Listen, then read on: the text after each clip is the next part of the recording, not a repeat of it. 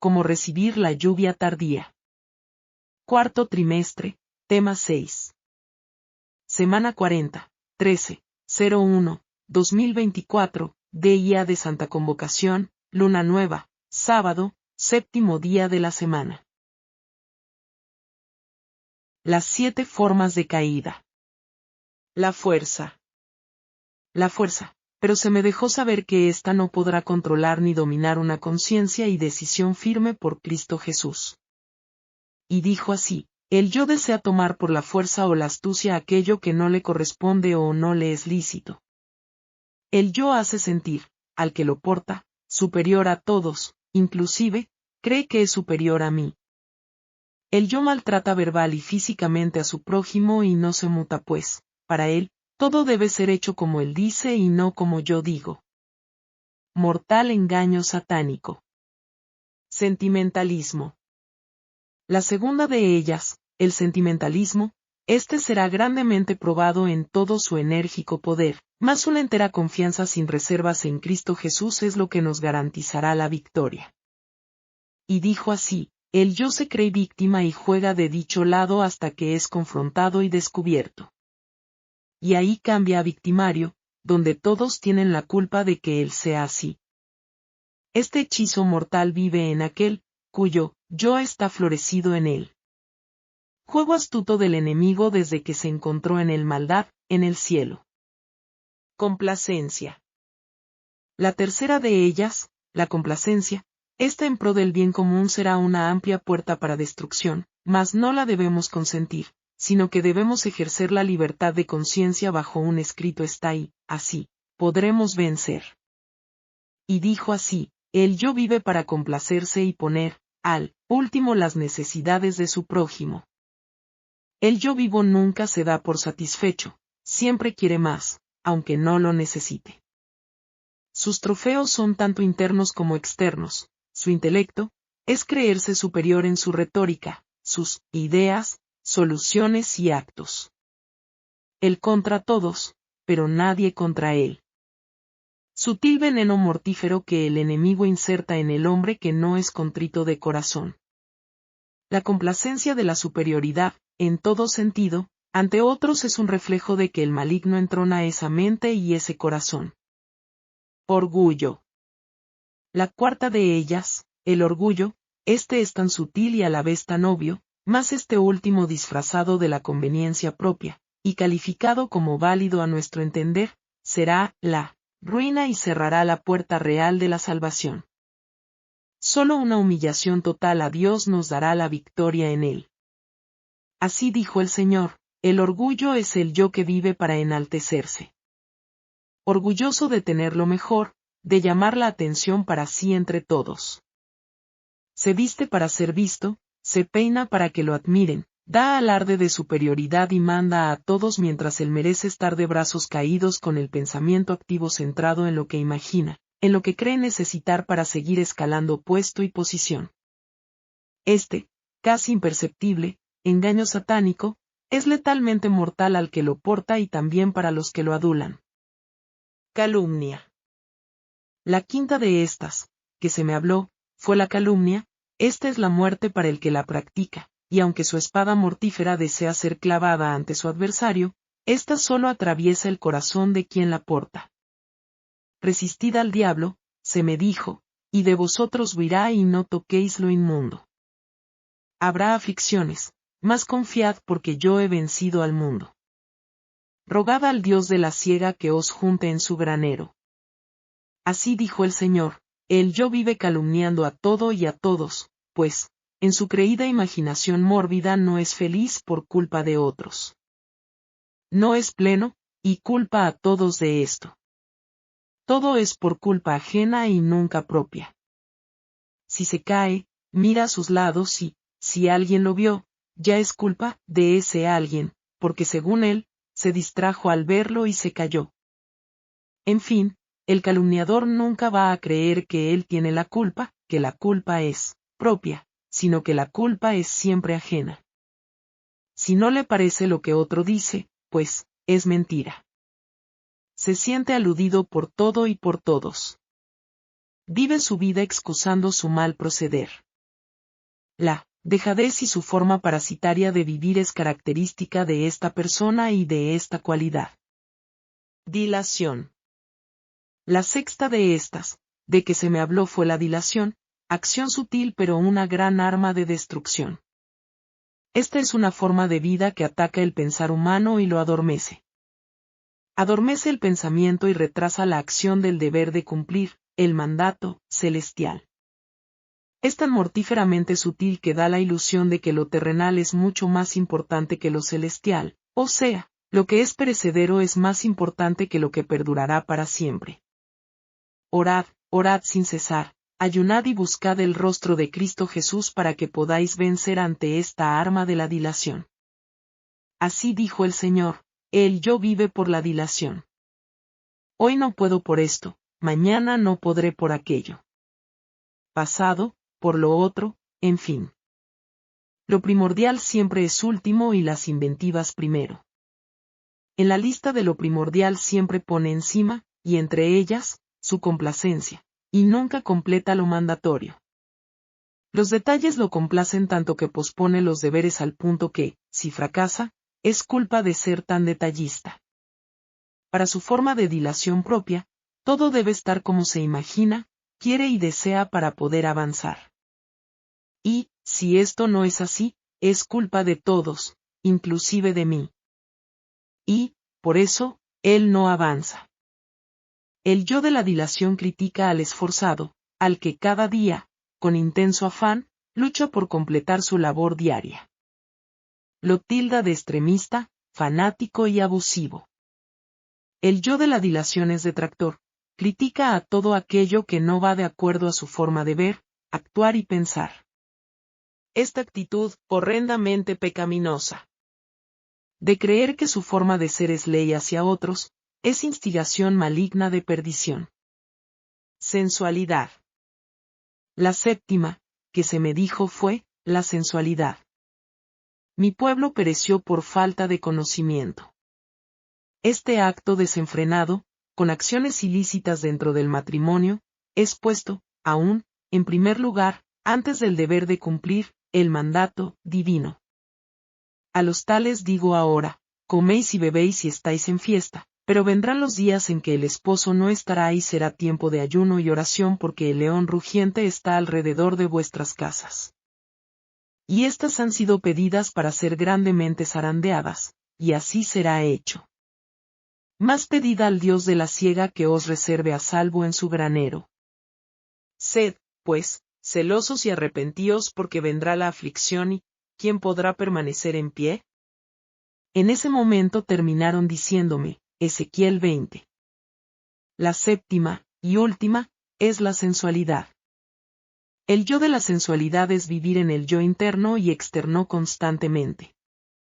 Esta carnalidad animalizada no es más que la perversión pecaminosa de aquel que deja que el enemigo de Dios y del hombre lo denigre al punto de volverlo irracional. El yo de la sensualidad vive en sus placeres mentales, buscando toda oportunidad para exteriorizarlos en su propia complacencia. Al dar rienda a esto, daña su hipotálamo y su lóbulo frontal. Su cerebelo vive adormecido, como cuando la marihuana invade el torrente sanguíneo o cuando la metadona es ingerida, introducida, al cuerpo. Tal como, el que vive peleando es adicto a la adrenalina en su sangre, el sensual es adicto a la testosterona por su descuido en la intemperancia en el dormir, comer y en todo tipo de intemperancia. El yo de la sensualidad ha llevado al ser humano a comportarse peor que los animales, pues, estos no tienen razonamiento, y el ser humano sí. Un animal se aparea con el sexo opuesto para procreación, en el tiempo señalado para esto, pero el ser humano que vive para el yo, en la sensualidad, se aparea con su mismo sexo por depravación, ya que esto viola el curso natural de la procreación.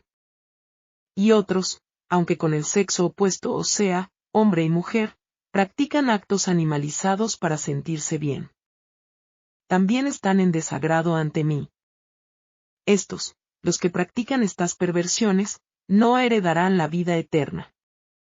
Por esta razón, el enemigo de las almas los animaliza, para que así, en este estado de éxtasis carnal, ninguna espiritualidad pueda prevalecer y, así, crear en éste la muerte eterna. Las 10 formas de anatemas. Testimonio, 14-09-2020 Part 2. El Señor me dio, como un resumen de anatemas. Lo resumió en 10 formas. El yo. La suficiencia propia. El amor a los hijos más que a él. La codependencia absoluta y total de esposo o esposa, en vez de esto ser solamente para él. Apego a lo material, a las posesiones. Apego monetario. Deseos pecaminosos encubiertos, sutiles y abiertos. Mis ideas propias. Los desórdenes sensuales mórbidos acariciados. Las excusas sutiles, para excusar desobedecer a Dios. Texto bíblico. Salmos 37, 1 al 5. No te impacientes a causa de los malignos, ni tengas envidia de los que hacen iniquidad. Porque como el pasto serán pronto cortados, y como la hierba verde se secarán. Espera en Jehová, y haz el bien, y vivirás en la tierra, y en verdad serás alimentado. Deleítate asimismo en Jehová, y él te concederá las peticiones de tu corazón. Encomienda a Jehová tu camino, y confía en él, y él hará. Elena Goldwhite. La presunción. Hay quienes tienen un espíritu temerario, que ellos llaman valor y bravura. Se colocan innecesariamente en lugares donde hay peligro y riesgo, exponiéndose así a ciertas tentaciones que requerirán, para salir de ellas sin perjuicio ni mancha, un milagro de Dios. La tentación que Satanás sugirió al Salvador del mundo de que se arrojase de las almenas del templo, fue resistida firmemente. Satanás citó una promesa de Dios como seguridad de que, basándose en ella, Cristo podía obedecerle sin peligro. Cristo hizo frente a esa tentación con el texto que dice, escrito está además, no tentarás al Señor tu Dios. Mateo 4, 7. La única conducta segura para los cristianos consiste en repeler al enemigo con la palabra de Dios. Satanás insta a los hombres a colocarse en lugares donde Dios no les pide que vayan, y presenta pasajes de la Escritura para justificar sus sugestiones. Las preciosas promesas de Dios no son dadas para fortalecer al hombre en su conducta presuntuosa, ni para que confíe en ellas cuando se precipita innecesariamente al peligro. El Señor nos pide que obremos dependiendo humildemente de su providencia. Ni del hombre que camina es ordenar sus pasos. Jeremías 10, 23. Nuestra prosperidad y nuestra vida están en Dios. Nada podemos hacer prósperamente sin el permiso y la bendición de Dios. Él puede poner su mano para dar prosperidad y bendecir o puede volverla contra nosotros. Encomienda a Jehová tu camino, y espera en él, y él hará. Salmos 37, 5. Como hijos de Dios, se nos pide que conservemos un carácter cristiano consecuente. Debemos ejercer prudencia, precaución y humildad y andar con circunspección para con aquellos que nos rodean. Sin embargo, no hemos de renunciar en ningún caso a nuestros principios. Nuestra única seguridad consiste en no dar cabida al diablo, porque sus sugestiones y propósitos tienden siempre a perjudicarnos e impedir que confiemos en Dios. Él se transforma en ángel de pureza para poder introducir sus planes mediante sus especiosas tentaciones de manera que no discernamos sus astucias. Cuanto más cedamos, más poder ejercerán sus engaños sobre nosotros. No hay seguridad al entrar en controversia o deliberaciones con él. Por cada ventaja que concedamos al enemigo, pedirá más. Nuestra única seguridad consiste en rechazar firmemente el primer paso hacia la presunción. Dios nos ha dado, por los méritos de Cristo, suficiente gracia para resistir a Satanás y ser más que vencedores. La resistencia es éxito. Resistid al diablo, y de vosotros huirá. Santiago 4, 7. La resistencia debe ser firme y constante. Perderemos todo lo ganado si resistimos hoy para ceder mañana.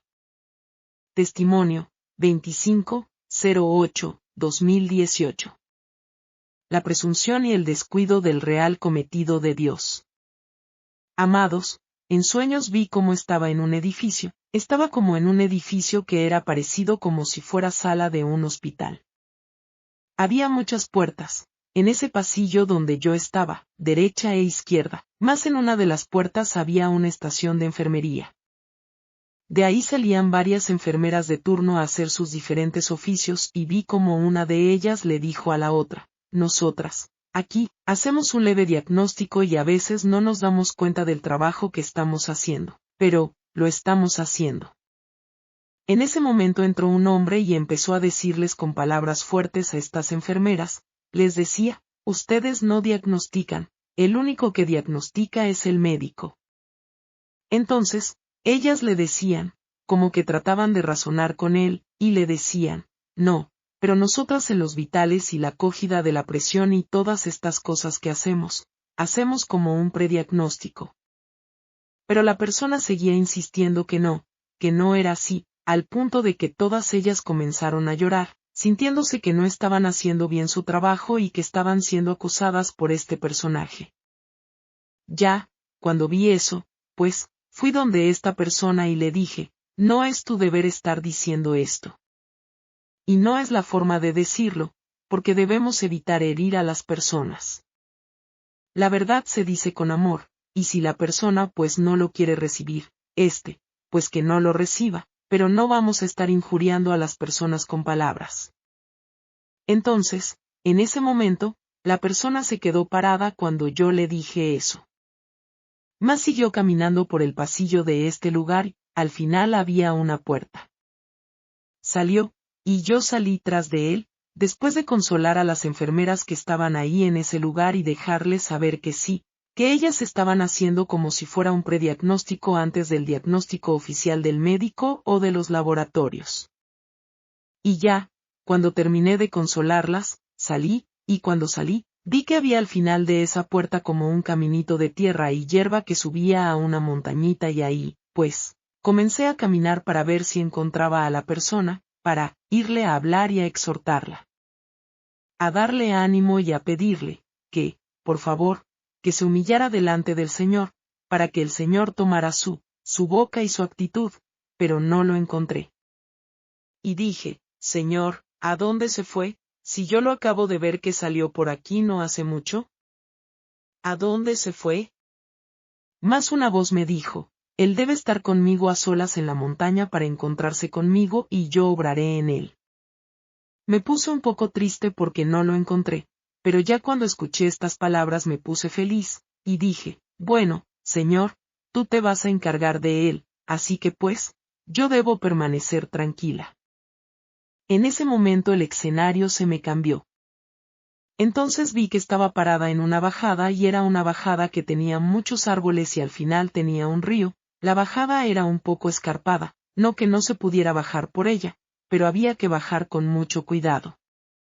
En ese momento, veo este personaje que pasa por el frente mío y lo veo que se está poniendo como si fuera de vestido, pero un avión, como si fuera algo pequeño, una avioneta, algo así pequeño. Entonces, se lo está poniendo. Y yo veía que las alas estaban bien grandes y yo decía, Señor, pero, ¿qué es esto? Entonces le digo a la persona que se está poniendo este disfraz que era de avión con las alas bien grandes, le digo, no va a poder bajar así por ahí. Debe hacerlo de otra manera, debe dejar acá eso, entonces usted bajar, hacer lo que vaya a hacer y subir, pero no puede bajar así, de esa manera. Mas la persona me dijo, siempre lo he hecho, no hay ningún problema, ya verás cómo lo puedo hacer esta vez también. Así que comenzó la persona a bajar. Vi cómo tenía tanta, y tanta dificultad. Por ese lugar. Se quedaban encajadas las alas de este avión que llevaba puesto de disfraz, y todas las alas se rompieron. Llegó muy magullado, de muy mal estado la persona tanto como el disfraz que tenía de avión a la parte de abajo, al punto de que ya estaba tan cansado de tanto luchar y de tanto luchar que perdió el equilibrio y cayó en el agua que tenía una corriente bien turbulenta y bien fuerte. En ese momento cuando yo vi que pasó eso, salí corriendo montaña hacia abajo y cuando llegué al lugar, tiré un bejuco, como una soga, pero natural, de estas que tienen las enredaderas de las montañas. Entonces, él lo agarraba y yo trataba de enredarlo en un árbol porque sentía que su peso me alaba a mí también. Pero cuando ya estaba llegando yo a agarrarlo a un árbol para que él pudiera quedar anclado con esto que le estaba agarrando, de repente, el alón fue demasiado de fuerte que ya yo me estaba yendo con él. Pero tuve que soltar porque escuché una voz que me dijo, suéltalo. Entonces, cuando solté, vi que corrió corriente abajo, la corriente se lo estaba llevando y comencé a correr al lado de él al lado del río y a gritarle, por favor, agárrese de lo que pueda. Agárrese de lo que pueda. Pero, en un momento dado, la corriente fue tan turbulenta y tan fuerte que lo hundió y ya no lo vi más. Mi sufrimiento fue tan fuerte, tan grande, amados hermanos. En ese momento dije, Dios mío, por favor. ¿Por qué ha pasado esto? Entonces, mi acompañante se acercó y me dijo, muchos caen en la presunción. Piensan que estamos en momentos de tantas cosas y de tantos pensamientos y de tantos sueños. Sin embargo, han descuidado el real cometido de Dios y han caído en aguas turbulentas y ya no saben cómo salir de ahí. Su único proceder, según ellos, es seguir hacia adelante, y no se están dando cuenta de las cosas. En ese momento me dijo, no te preocupes, su mensaje llegará y los que son lo entenderán, porque los entendidos entenderán. Mas los no entendidos no entenderán. Cumple con el cometido y todo lo demás dejémoslo al Rey de Reyes y Señor de Señores. Así que, amados hermanos, cumplo mi cometido en esta hora y que sea el Señor el que dirija esto en todo momento. Y, por favor, hagámosle caso al Señor. Busquemos hacer su voluntad en todos los sentidos. Si Dios nos dice avanza, avancemos, si Dios nos dice para, paremos. Él sabe cómo nos lleva a cada uno de nosotros, nuestra mente finita siempre quiere ayudar a Dios, siempre quiere pensar que puede ir un poquito más. Sin embargo, solo, estamos seguros cuando nos dejamos guiar por la mente infinita de Dios. Que el Señor me los bendiga. Libro, Historia de los Patriarcas y Profetas. Capítulo 33. Del Sinaí a Cades. Este capítulo está basado en Números 11 y 12. Primera parte. La construcción del tabernáculo inició cuando ya había transcurrido cierto tiempo después de la llegada de Israel al Sinaí, y la sagrada estructura se levantó por primera vez al principio del segundo año después de la salida. Siguió luego la consagración de los sacerdotes, la celebración de la Pascua, el censo del pueblo y la realización de varios arreglos esenciales para su sistema civil o religioso. Así que Israel pasó casi un año en el campamento del Sinaí. Allí su culto tomó una forma más precisa y definitiva. Se le dieron las leyes que habían de regir la nación, y se organizaron con mayor eficiencia en preparación para su entrada en la tierra de Canaán. El gobierno de Israel se caracterizaba por la organización más cabal, tan admirable por su esmero como por su sencillez. El orden tan maravillosamente puesto de manifiesto en la perfección y disposición de todas las obras creadas por Dios se veía también en el gobierno hebreo. Dios era el centro de la autoridad y del gobierno, el soberano de Israel. Moisés se destacaba como el caudillo visible a quien Dios había designado para administrar las leyes en su nombre. Posteriormente, se escogió de entre los ancianos de las tribus un consejo de 70 hombres para que asistiera a Moisés en la administración de los asuntos generales de la nación. Enseguida venían los sacerdotes, quienes consultaban al Señor en el santuario. Había jefes, o príncipes, que gobernaban sobre las tribus.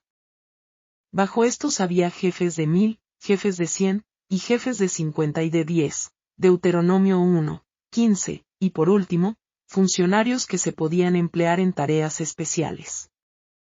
El campamento hebreo estaba ordenado en exacta disposición. Quedaba repartido en 3 grandes divisiones, cada una de las cuales tenía señalado su sitio en el campamento. En el centro estaba el tabernáculo, la morada del Rey invisible. Alrededor asentaban los sacerdotes y los levitas. Más allá de estos acampaban las demás tribus. A los levitas se les confiaba el cuidado del tabernáculo y todo lo que se relacionaba con él, tanto en el campamento como cuando se viajaba.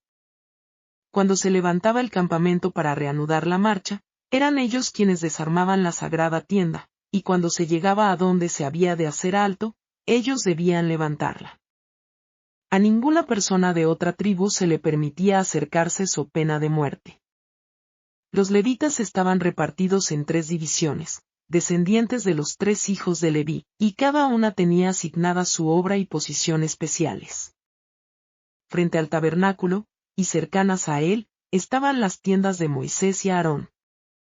Al sur estaban los coatitas, que tenían la obligación de cuidar del arca y del resto del mobiliario. Al norte, estaban los meraritas, quienes tenían a su cargo las columnas, los zócalos, las tablas, etc. Atrás estaban los gersonitas a quienes se les había confiado el cuidado de los velos y del cortinado en general. La posición de cada tribu también había sido especificada. Cada uno tenía que marchar y acampar al lado de su propia bandera, tal como lo había ordenado el Señor. Los hijos de Israel acamparán cada uno junto a su bandera, según las enseñas de las casas de sus padres. En el orden en que acamparan, así marchará, cada uno junto a su bandera. Números 2:17. A la multitud mixta que acompañó a Israel desde Egipto no se le permitió ocupar los mismos cuarteles que las tribus, sino que debía de habitar en las afueras del campamento, y sus hijos debían quedar excluidos de la comunidad hasta la 3ª generación. Deuteronomio 23:7-8. Se mandó que se observara una limpieza escrupulosa así como también un orden estricto en todo el campamento y sus inmediaciones. Se impusieron meticulosas medidas sanitarias. La entrada al campamento estaba prohibida a toda persona que por cualquier causa sea considerada inmunda. Estas medidas eran indispensables para conservar la salud de aquella enorme multitud, y era necesario también que reinara perfecto orden y pureza para que Israel gozara de la presencia de un Dios santo. Así declaró: Jehová tu Dios anda en medio de tu campo, para librarte y entregar tus enemigos delante de ti, por tanto campamento ha de ser santo. En todo el peregrinaje de Israel, el arca del pacto de Jehová fue delante de ellos, buscándoles lugar de descanso. Números 10:33. Llevada por los hijos de Coat, el arca sagrada que contenía la santa ley de Dios había de encabezar la vanguardia. Delante de ella iban Moisés y Aarón, y los sacerdotes, llevando trompetas de plata, se estacionaban cerca. Estos sacerdotes recibían instrucciones de Moisés, y a su vez las comunicaban al pueblo por medio de sus trompetas. Los jefes de cada compañía tenían obligación de dar instrucciones definitivas con respecto a todos los movimientos que habían de hacerse, tal como se los indicaban las trompetas. Al que dejaba de cumplir con las instrucciones dadas, se lo castigaba con la muerte. Dios es un Dios de orden. Todo lo que se relaciona con el cielo está en orden perfecto. La sumisión y una disciplina cabal distinguen los movimientos de la hueste angélica. El éxito únicamente puede acompañar al orden y a la acción armónica. Dios exige orden y organización en su obra en nuestros días tanto como los exigía en los días de Israel. Todos los que trabajan para Él han de actuar con inteligencia, no en forma negligente o al azar. Él quiere que su obra se haga con fe y exactitud, para que pueda poner sobre ella el sello de su aprobación. Dios mismo dirigió a los israelitas en todos sus viajes. El sitio en que habían de acampar les era indicado por el descenso de la columna de nube, y mientras habían de permanecer en el campamento, la nube se mantenía asentada sobre el tabernáculo. Cuando era tiempo de que continuaran su viaje, la columna se levantaba en lo alto sobre la sagrada tienda. Una invocación solemne distinguía tanto el alto como la partida de los israelitas. Cuando el arca se movía, Moisés decía: «Levántate, Jehová. Que sean dispersados tus enemigos y huyan de tu presencia los que te aborrecen». Y cuando ella se detenía, decía: «Descansa, Jehová, entre los millares de Israel». Una distancia de nada más que 11 días de viaje mediaba entre el Sinaí y Cades, en la frontera de Canaán, y fue con la esperanza de entrar de inmediato en la buena tierra como las huestes de Israel reanudaron su marcha cuando la nube dio por último la señal de seguir hacia adelante.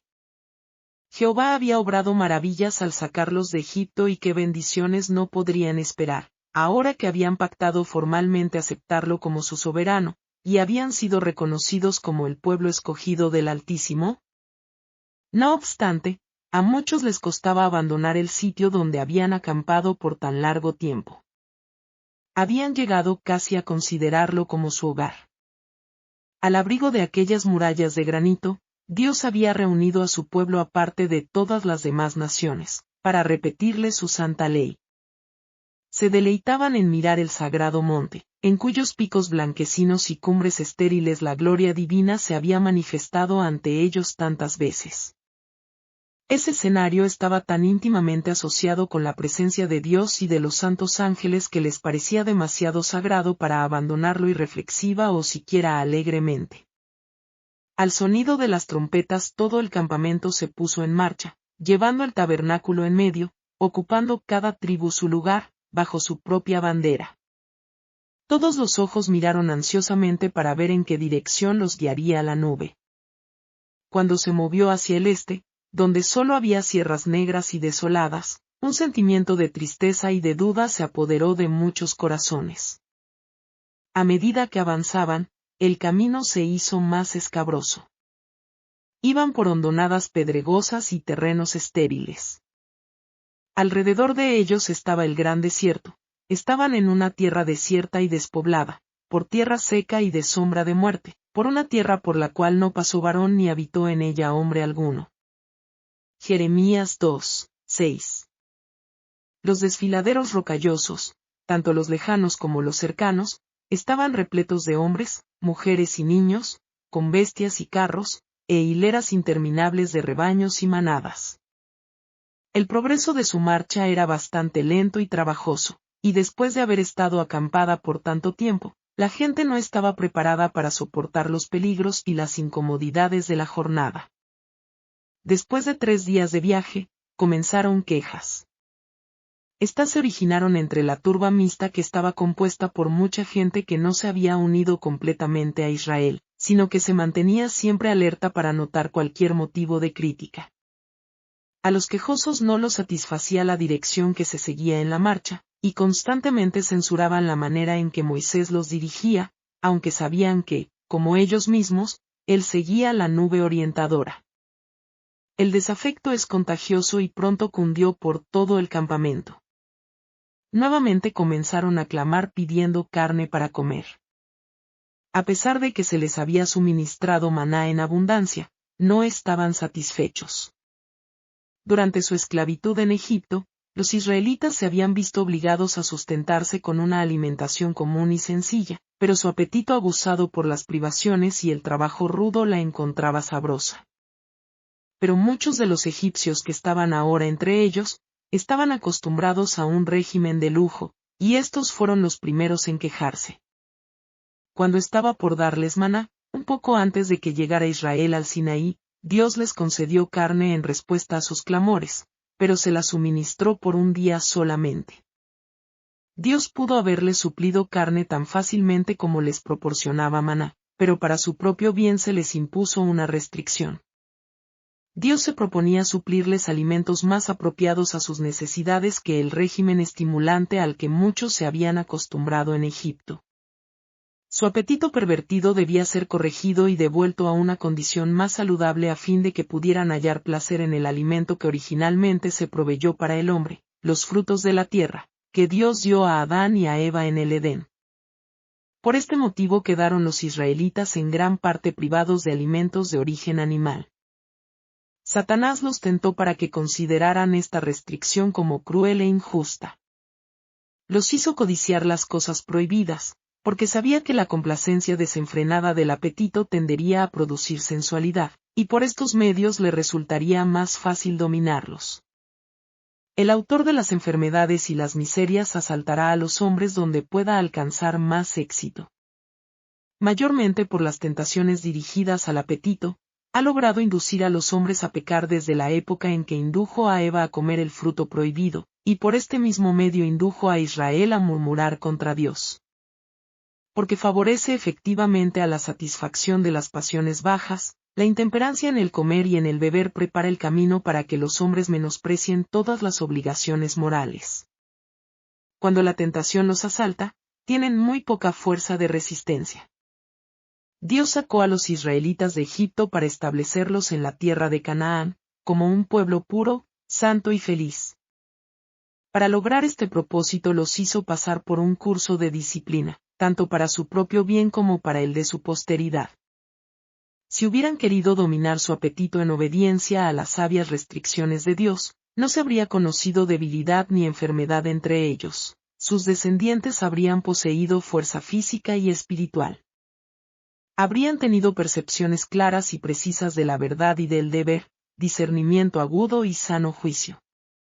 Pero no quisieron someterse a las restricciones y a los mandamientos de Dios, y esto les impidió, en gran parte, llegar a la alta norma que Él deseaba que ellos alcanzaran, y recibir las bendiciones que Él estaba dispuesto a concederles.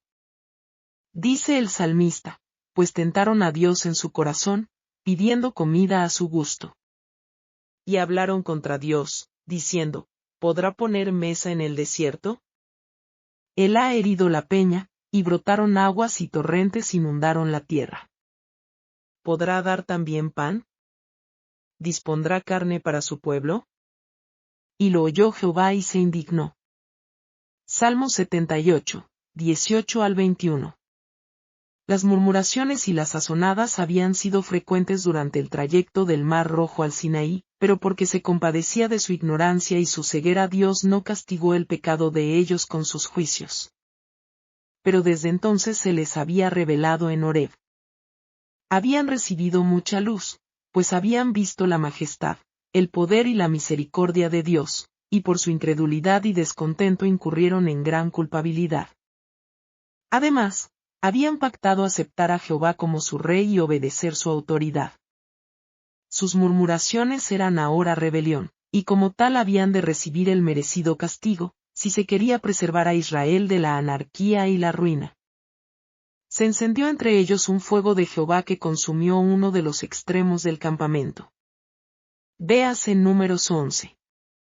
Los más culpables de los quejosos quedaron muertos, fulminados por el rayo de la nube. Aterrorizado, el pueblo suplicó a Moisés que intercediera ante el Señor en su favor. Así lo hizo, y el fuego se extinguió. En memoria de este castigo Moisés llamó a aquel sitio Tabera, incendio. Pero la iniquidad empeoró pronto. En vez de llevar a los sobrevivientes a la humillación y al arrepentimiento, este temible castigo no pareció tener en ellos otro fruto que intensificar las murmuraciones. Por todas partes el pueblo se reunía a la puerta de sus tiendas, llorando y lamentándose.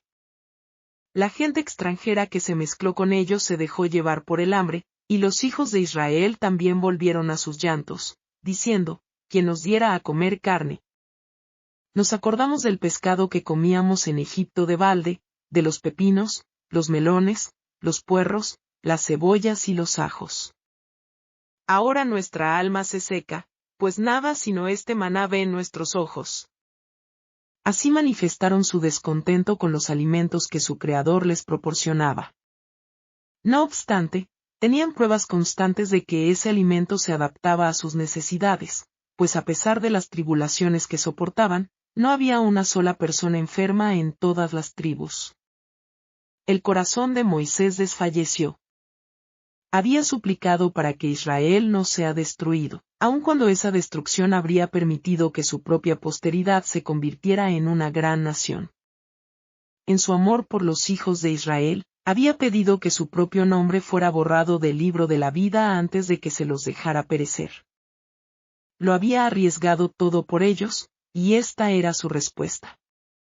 Lo achacaban todas las tribulaciones que pasaban, aun los sufrimientos imaginarios, y sus murmuraciones inicuas hacían doblemente pesada la carga de cuidado y responsabilidad bajo la cual vacilaba. En su angustia llegó hasta sentirse tentado a desconfiar de Dios. Su oración fue casi una queja: ¿por qué has hecho mal a tu siervo? ¿Y por qué no he hallado gracia a tus ojos, que has puesto la carga de todo este pueblo sobre mí? ¿De dónde conseguiré yo carne para dar a todo este pueblo?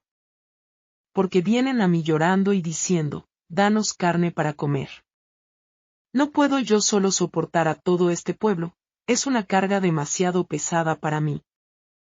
El Señor oyó su oración, y le ordenó convocar a 70 hombres de entre los ancianos de Israel, hombres no solo con muchos años, sino que poseyeran dignidad, sano juicio y experiencia. Tráelos, y dijo, a la puerta del tabernáculo de reunión, y que esperen allí contigo. Yo descenderé y hablaré allí contigo, tomaré del espíritu que está en ti y lo pondré en ellos, para que lleven contigo la carga del pueblo y no la lleves tú solo. Himnos. 208, te sientes casi resuelto. 372, tentado no cedas.